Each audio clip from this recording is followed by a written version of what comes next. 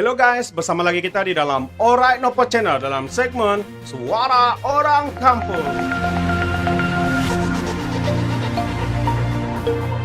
Alright guys, so sebelum kita teruskan, jangan lupa tekan butang subscribe, like, dan share. Mari kita tonton berita panas hari ini.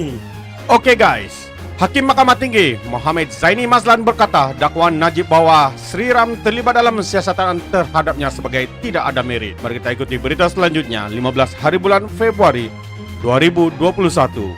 Najib gagal kali ketiga gugurkan Sri Ram. Najib Razak hari ini gagal dalam satu lagi cubaannya untuk menggugurkan bekas Hakim Mahkamah Persekutuan Gopal Sri Ram daripada mengetahui pasukan pendakwaan dalam kes meminta laporan audit 1MDB melibatkan bekas Perdana Menteri itu. Ini merupakan cubaan kali ketiga Najib untuk menggugurkan Sri Ram sebagai pendakwa dalam kes jenayah berkaitan 1MDB. Sebelum ini, satu permohonan difailkan dalam satu lagi kes 1MDB di hadapan hakim berbeza dan cubaan kedua menerusi prosiding sivil.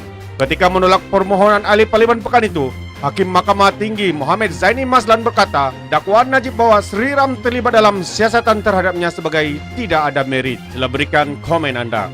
Tidak ada bukti kukuh untuk menyokong dakwaan pemohon dan kekal sebagai hipotesis semata-mata. Isu ini telah disiasat oleh pihak pendakwaan selaku responden semasa permohonan pemohon Najib yang terdahulu. Isu ini sudah dibincangkan dan diputuskan. Keputusan oleh mahkamah lain sebelum ini kekal dan tidak boleh diterbalikkan, kata hakim. Muhammad Zaini ketika memberi alasan penolakan berkata pemohon antara lain menjadikan komunikasi di antara bekas peguam negara Muhammad Afendi Ali dan Sri Ram sebagai bukti berat sebelah Sri Ram terhadap pemohon dan kebimbangan pemohon berhubung perkara itu adalah tidak berasas. Seperti juga individu lain, Sri Ram berhak mempunyai pandangan pribadi itu sahaja, namun pertimbangan berbeza akan dibuat jika beliau menunjukkan sikap berat sebelah semasa melaksanakan tugas sebagai pendakwa raya kanan. Pandangan pribadi beliau tidak boleh dianggap akan menghalang tanggungjawab beliau sebagai pendakwa raya kanan. Tambahan pula, kejadian itu seperti yang dikemukakan oleh responden berlaku ketika sebelum pelantikan Sri Ram sebagai pendakwa raya kanan.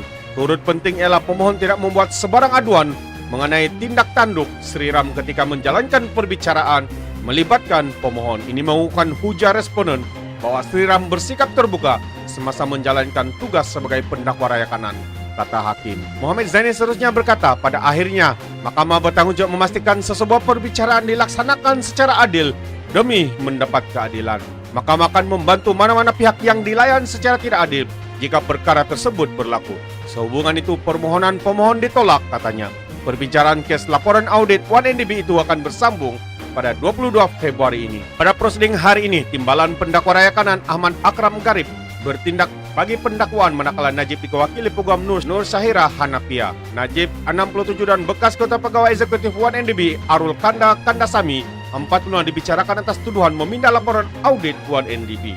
Ahli parlimen pekan itu dituduh menggunakan kedudukannya untuk mengarahkan pindahan ke atas laporan audit akhir 1MDB sebelum dibentangkan kepada jawatan kuasa kira-kira wang negara bagi mengelak sebarang tindakan diambil terhadapnya. Sementara Arul Kanda dibawa bersubahat dengan Najib dalam membuat pindahan ke atas laporan tersebut bagi melindungi Najib daripada tindakan dikenakan. Jadi saudara dan saudari, sekali lagi permintaan Najib telah ditolak oleh Hakim Mahkamah Tinggi Muhammad Zaini untuk menyingkirkan Sri Ram sebagai pendakwa raya terhadap kes 1MDB yang sedang dibicarakannya.